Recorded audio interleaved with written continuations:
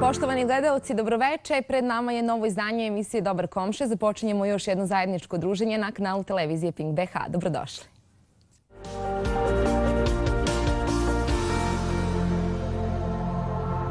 Kada je prije otprilike 6 mjeseci bio gost u našoj emisiji zbog rijetkog pojavljivanja u medijima, upravo je izazvao brojne vaše komentare.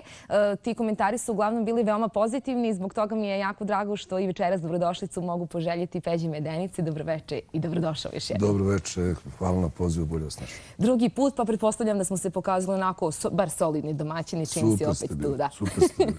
Dobro, ne znam da li smo tvojim posljednjim pojavljivanjem malo učinili nešto u napretku u onoj demistifikaciji ko je onaj čovjek koji pjeva čuvene pjesme Dođiš mi u san. Odmah posle emitovanja emisije su počeli ljudi da me napadaju na ulicama kao ti si taj pa ne.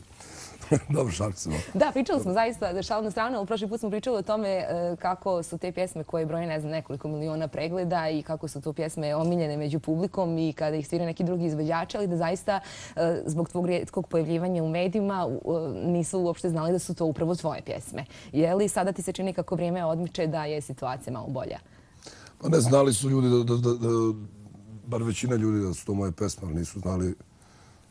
Znali su da postojimo, ali nisu znali kako izgleda. Ali dobro, evo sad s vremena na vreme, pa tako skoknem do neke televizije. Dobro, nedavno si u klubu Bakus u Sarajevu imao sjajno druženje sa sarajevskom publikom. Pretpostavljam da si vrlo zadovoljan s tim. Uvek kad dođem ovdje, uvek sam zadovoljan, jer ovdje uvek budu dobre žurke. Da, ti si zaista u Bosni jako često. Šta je to što tebe na neki način povezuje ovdje sa ovom publikom ili možda šta je nešto u ovoj zemlji što je drugačije u odnosu na one susjedne?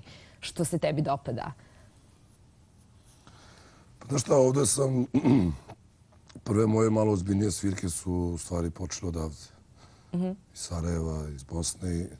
Tako da... Ovdje sam stekao dosta prijatelja i zato volim da dođem ovdje, zato što su ljudi gostoprimljivi i uvek me lepo dočekaju i znači uvek na svirkama bude prava atmosfera i zato sam ovdje često. Da. Ajde odmah zbog dobre atmosfere da je napravimo i tako dođeš mi u san da slušamo na samom početku pa nastavljamo razgovor. Može. Svakako na jednoj subotnjoj poslijepodnevnoj kafici uz jednog šmekera i dobrog pjevača nedostaje i jedna ljepotica. Zato je sa nama Moni Petković, mlada manekenka. Dobar dan, dobroveče u stvari, dobrodošla. Dobroveče i hvala vam na pozivu. Moni, evo, 23 godine, otkud u svijetu modelinga? Pa u mom slučaju to je bilo sasvim slučajno. Desilo se to da u jednom od sarajevskih kafića da me primijetila Džila Glavović, to je sadašnja moja agentica. Rekla mi je da imam dobre predispozicije za modela i željela je da surađujemo. Tako, nedugo nakon toga poslala me u Milano. Dobro. O Milanu ćemo se svakako dotaknuti malo kasnije te priče i s obzirom da znamo da je san svake manekenke jeste ta italijanska modna pista, svakako ćemo o tome još govoriti. Evo, ja pretpostavljam da si ti, s obzirom kao pripadnik te mlađe generacije, već imala priliku da ako ne uživo slušaš Peđu Medenicu, da onda negdje dižeš ruke u transu sa društvom po kafićima gdje se obavezno sluša upravo ova muzika. Upravo ste. Kod nas, barem u Bosni i Hercegovini, svuda imamo priliku da čujemo njegove pjesme. Hvala lepo. Dobro. I Lijepe žene, boga mi, su često na tvojim nastupima. Naravno, što mi je jako drago. Što ti je jako drago, da. Za Lijepim ženama odmah idu i horde muškaraca, tako da sve lijepo i još dobra muzika i kud više. Dobro. Razgovarat ćemo svakako o tvojim početcima, kako si uopšte iz Sarajeva, inače rođena se u Zavidovićima, nakon vrlo kratkog vremenskog perioda otišla u Milano i već nastupala na Fashion Weeku, koliko se ne varam. Jeste. Pa desilo se to da nisam imala mnogo iskustva što se tiče modelinga. Moj prvi susret sa Dželom je bio u stvari i moj prvi dodir sa manekenstvom. U njenoj školi sam naučila u stvari kako treba da se ponašam na sceni, kako da hodam po pisti, kako da poziram. I moj problem je bio što ja sam tada imala 22 godine. To je relativno kasno za jednu manekenku da počinje svoju karijeru. Nisam imala book, nisam imala slike, ali svejedno sam uspjela da uđem u jednu od najboljih agencija u Milanu i mislim da je bilo super za početak, za te prve korake koje si napravila. Dobro, ja pretpostavljam da ipak, ukoliko si pristala, iako si rekla da je sasvim slučajno došlo do toga da se baviš tim poslom, da si vjerovatno negdje kao mala djevojčica možda maštala o tome da budeš upravo to što danas jesi manekinka, jel? Pa, moji prijatelji su me uvijek nagovarali da se bavim modelingom, ali ja iskreno to baš nisam željela. Nisam imala dovoljno samopouzdanja da se bavim tim poslom. Mislim da je najbitnija vjera u sebe ako želite da se bavite ovim poslom, a ja je definitivno nisam imala. Ne znam, to je došlo stvarno sasvim slučajno i prvi moj put je bio tako onako da vidim, da probam da li mi se sviđa ili ne. Za divno čudo jako mi se svidjela. I sada bi stalno svugdje da putujem i... Da. Dobro, svakako da su prednosti jednog takvog posla, osim vjerovatno neke solidne zarade, pa onda putovanja, pa upoznavanje različitih ljudi, različitih kultura i uopšte razmjene različitih energija. Pretpostavljam da ima još mnogo toga što nosi ovaj posao, a što je pozitivno. Pozitivno. Pa većinu stvari ste nabrojali.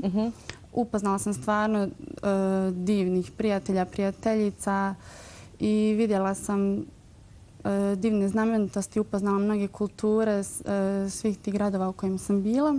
Da, sasvim dovoljno. Dobro, Moni, ti imaš prije svega jako lijepo i neobično ime. Jel postoji neka priča vezana za to ime ili? Pa to ćete morati pitati mog tatu, ali mislim da je moje ime trebalo da bude Monika u stvari, ali mislim da je zbog nadimka razmišljala se kako će da me zovu.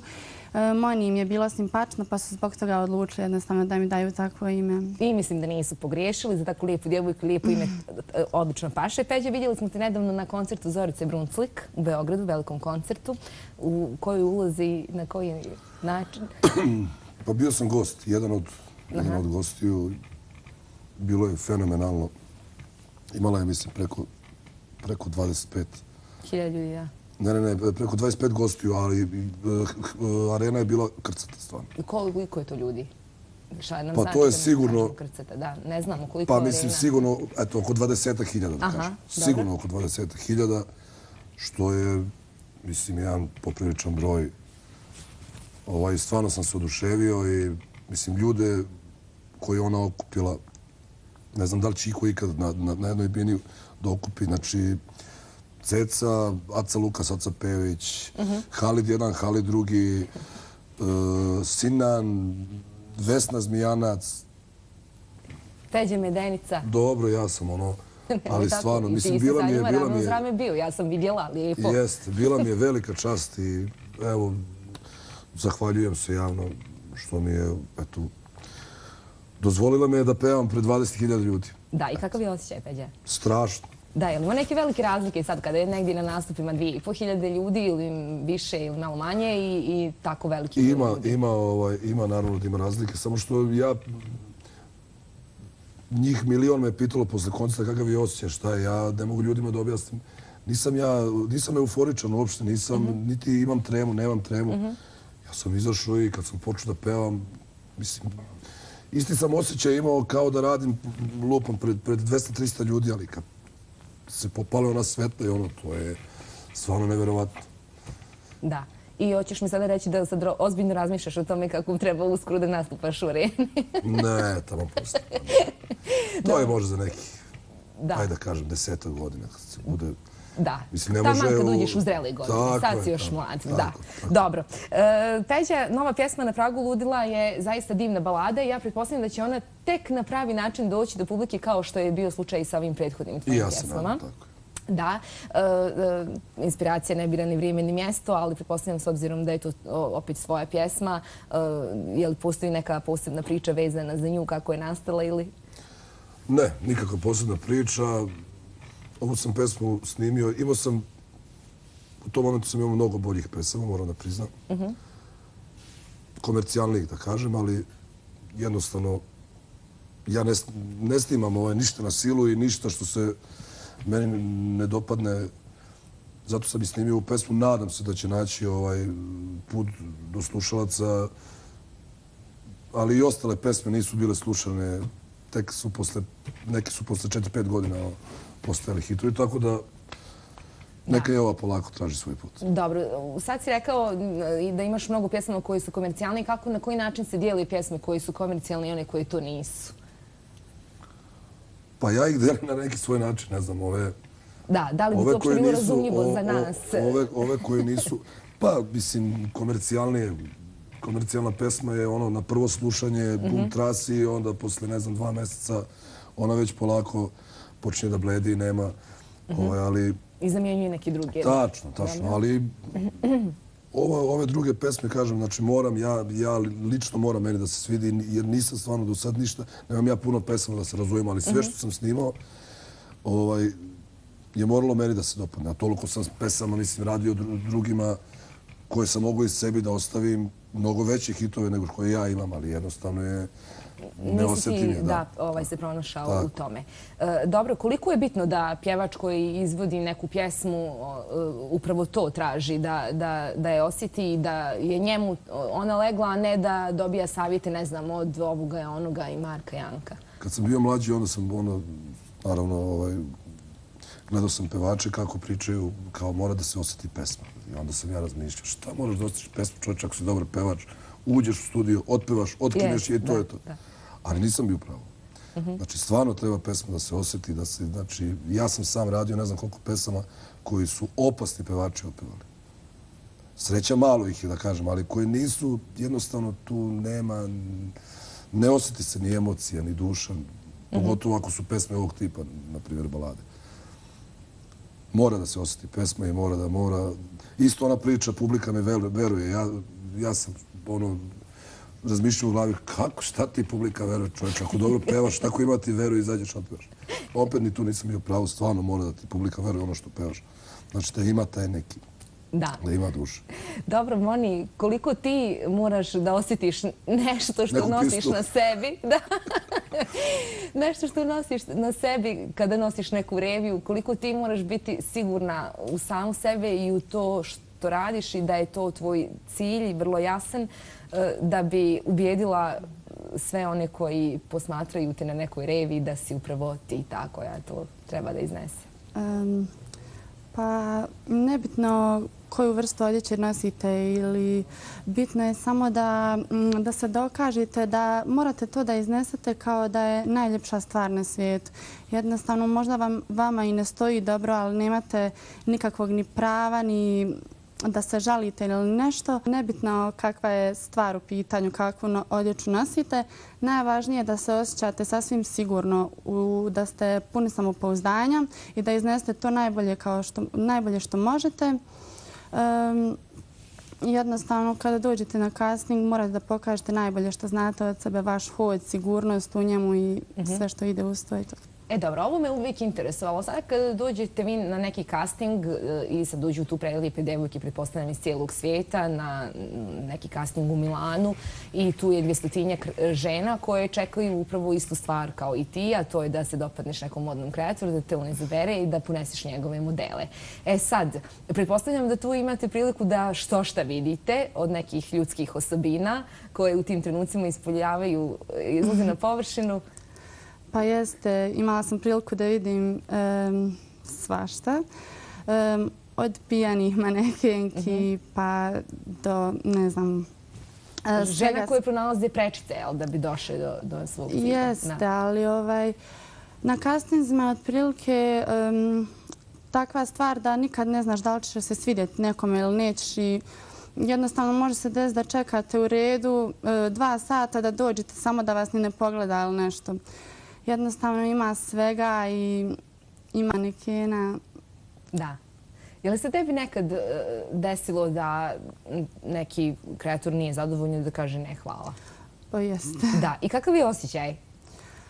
Pretpostavljam da nije prijatan, jel da? Pa iz početka nije bilo prijatno, ali vremenom se navikneš. Mislim da nema ni jedne manekenke koja nije nekad bila odbijena na castingu. Da, jasno. Da, ali nekako to pređe u naviku, shvatiš da je to dio posla. Ne treba sve prihvatati k srcu jer jer to je samo posao. Tako je, dobro, Peđa.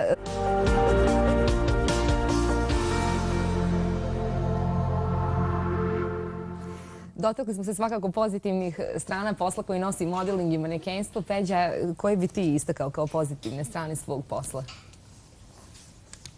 Pa slične su nam te pozitivne strane. I ja isto putujem, upoznajem brzo ljudi. Kulture sada, ajde, dobro, manje više, ne stignemo. Kafanske kulture, da. Kafanske, da, mi ove druge kulture. Šta ja znam, ovo je naš posao, ja mislim da, za moj konkretno govorim, mnogo više ima pozitivnih stvari nego možda par koja je negativna, onako, ajde. Pošto malo se radi, ajde, kažeš. Dobro, je li bi mogao sebe da zamisliš negdje da radiš 8 sati u nekoj banci ili kao neki pravni savjetnik u nekoj firmi ili...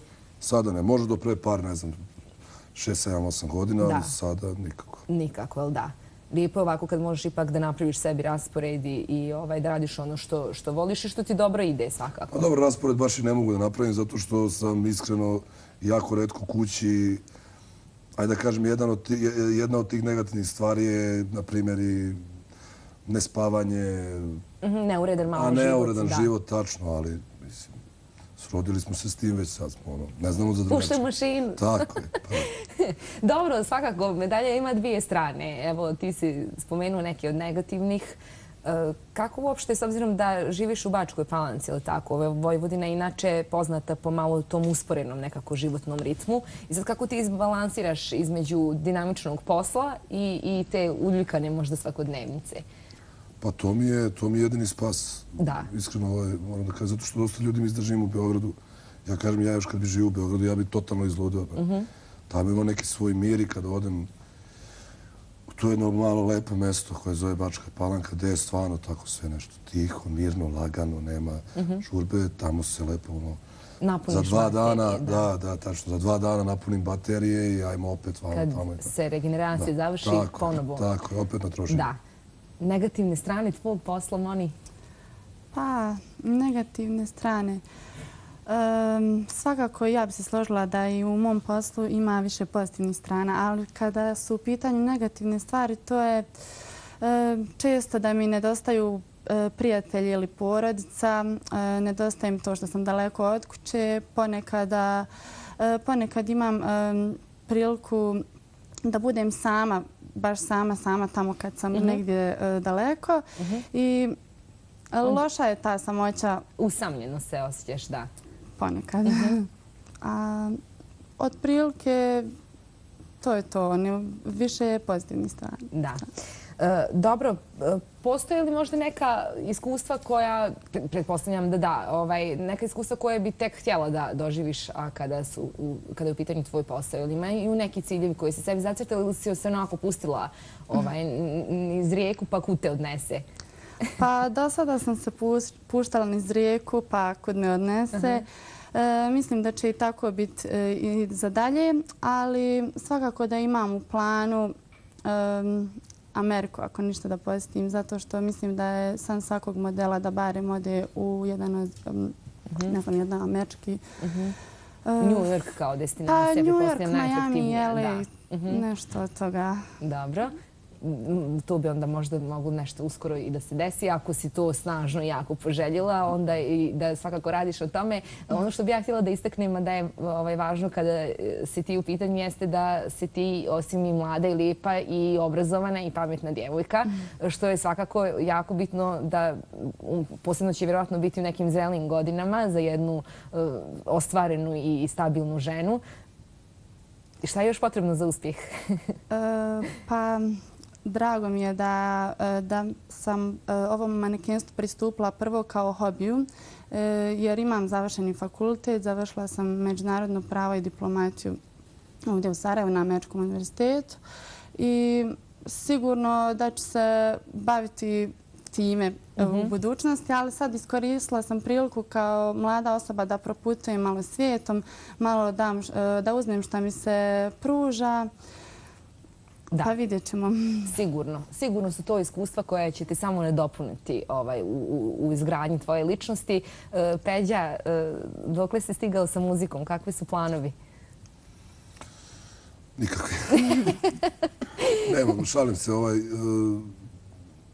Što se mene lično tiče,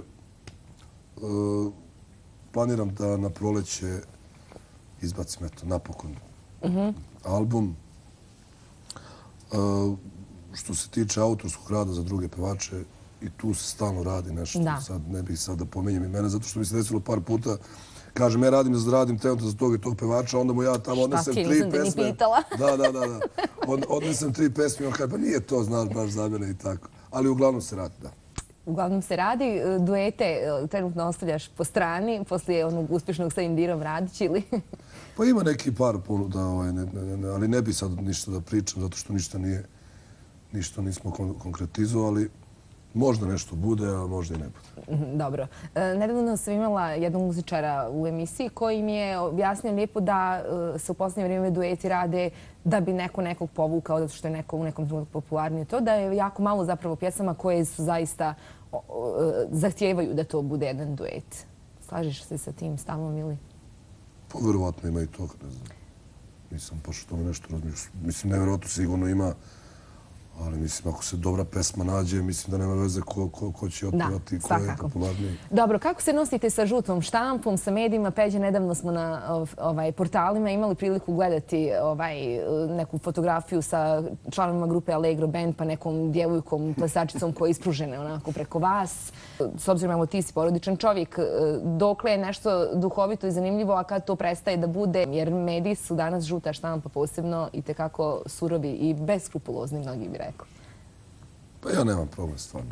Ja mislim da ja ljudima, baš toj žutoj štampi, nisam nešto posebno interesantan. Pazi, uvijek, nikad nije kasno da postaneš. Pa ne kažem, ali mislim, ja sam, pričali smo malo pre, niti živim u Beogradu, nemaju gde da me slikaju, jedino po nekim svirkama. Tu sliku, to smo namjerno uradili ja i Bojan, menadžer Allegro Banda, to smo u stvari mi stavili na Facebook profil.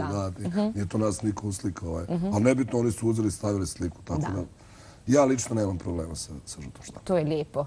Moni, ti pretpostavljam isto ne? Nisam imala nikakvih problema, nadam se da neću. A mislim da to je samo žuta štampa.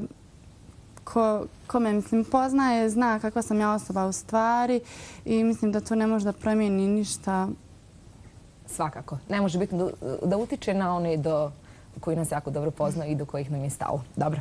Dragi gosti, poštovani gledaoci, svakako u nastavku emisije Dobar komšija slijede zabavni minuti.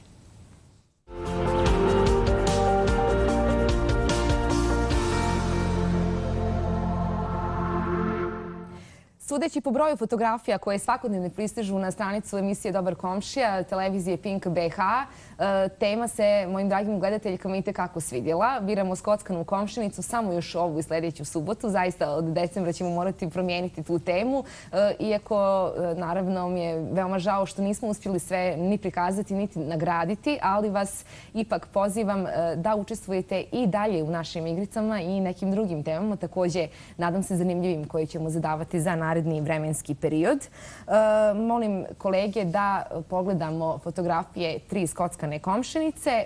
Najoriginalniju će nagraditi moji gosti. Evo, ja pretpostavljam da vi otprilike vidite sa ove razdaljine kako izgleda. Ovo je fotografija komšinice, skockane komšinice broj 1, broj 2 i fotografije broj 3. Šta je ovdje komšinica? Sve je to naš komšiluk. Šta kažete? Evo, pošto je Moni manekenka, ja dajem njoj za pravo da ona odluči koga će nagraditi. Moni, pa imate vi priliku jedno i drugo da glasate. Moni? Ja ću se složiti sa Moni šta god ona kaže. Pa, ne znam da li je zbog toga što je malo originalnija nego druge dvije, ali ova treća definitivno. Ne znam da li je zbog života. Ja zbog ove levo komšnice. Slaže, jedna duhovita, možda čak montaža, čini mi se, možda i nije ni važno. U svakom slučaju, moji gosti su odlučili. Moje da kažem da je fotografiju broj 1 poslala Edina Vel, fotografiju broj 2 Dragica Tukur-Blažić, a nagrađena je osoba koja nam je poslala fotografiju broj 3 Aleksandra Došlo. Prijatelji emisije Dobar komšija su i ovaj put Klinika Svjetlost Banja Luka kao jedna iz lanca najveće oftalmološke klinike sa prostora bivše Jugoslavije. Svakako Zoom Optika Banja Luka, Robna kuća Damjani, Bulevar Desanke Maksimović te Vitež, franšizni centar Bosne i Hercegovine kao jedini lanac optika u Bosni i Hercegovini. Poklanjaju vam kartice sa specijalnim popustom na cjelokupan asortiman. Aleksandrija Zvornik također je tu sa svojim slatkim poklon paketima. Impir Commerce kao zastupnik Herbafita, Megafita srebrne zaštite i Euroexpress kao najpouzdanija brza pošta u Bosni i Hercegovini. Neke od poklona dostavlja na vašu adresu. Peđa, dok ja malo predahnem, pripremim se da otpivaš još jednu pjesmu, jer ja imam još teksta od ove subote i kompanija MTEL također je prijatelj emisije Dobar komšija. Iz MTEL-a poručuju da uživate u većim brzinama interneta i pretplati od jedne konvertibilne marke prve 4 mjeseca. Produžena je akcija popusta na pretplatu, brzine interneta u Open paketima još su veće, a osim toga tu su i odlični bonusi i sjajna ponuda televizora. Dodajte jednu ili više usluga i uživajte u svim prednostima Opena. Upotpunite ugođaj ponude koje možete kupiti na 12 beskamatnih rata. Izdvajamo Samsung 50H 6400 sa ratom već od 60 konvertibilnih maraka i Sony 42 W705 Full HD sa ratom već od 42 konvertibilne marke mjesečno. Peđa, izvoli. Dragi moji gosti, 2014. godina, evo gotovo pa na izmaku. Suma sumarum, jeste li zadovoljni postignutim? Peđa? Ja sam prezadovoljan, nek bude ovaka i sljedeća. Dobro. Moni? Ja isto. Nek bude ovako i sljedeća, baš to ste rekli. Lijepo. Ja jedino ne želim da bude i sljedeća kao 2014. Pa šta je već? Kada budeš imao svoju emisiju, pozovi me pa ću ti reći. A znači mogu sad da pričam o tome, ne bi da imenujem nikoga i tako. Tri tačkice. Dobro, 2015. planovi, Peđa, rekao si da konačno bi trebalo i da držimo tvoj CD u rukama. Još nešto što onako striktno čega se držiš, što bi sam sebi zadao da ispuniš? Ništa. Što se posla tiče, samo to. Da, što se tiče porodice možda? Pa i to. To sam za drugu polovinu godine. Za 2016. ja prolongirati. Pa eto to, album i ajde, ako Bog da. Jedna beba, što bi rekli, eto, to mi je još nešto sada fali. Da, i ja ti želim. Moni, možda neki brak, dečko, ne znam u kakvim si emotivnim tim statusima, šta se dešava? Ne. Neka hvala. Neka hvala. Kod mene je još 2014. u pitanju, ali sad imam baš plan uskoro da putujem u Kinu, idem u Peking za par dana. I ne garderobe nam ponesi. Hoću. Da, čula sam ima jako povoljne. Kako ne, čovječ, pogledaj ovo. Korpus delikt, da. Pa nešto svakako da ću tamo biti za Novu godinu i poslije Nove godine, pa vidjet ćemo da li će biti uspješno ili neće. Ja se nadam da hoće. Da. Dobro, to je što se tiče tog posla. Jer ima nešto na bazi privatnog što bi željela da ispuniš? Pa, nema. Ne, za sada te je to potpuno preokupiralo. Dobro, ja ću vam se svakako zahvaliti. Ja ću vam poželjeti da apsolutno ostvarite sve to tako kako ste i zamislili. Hvala što ste bili moji gosti i želim vam naravno sreću i uspjeh u svemu što budete radili. Hvala puno. Poštovani gledalci, vama se zahvaljujem na pažnji. Svakako isto i preporučujem centralno izdanje Infotopa. Ostanite dalje uz program televizije Pink BH. Do naredne subote. Doviđenja i prijatno.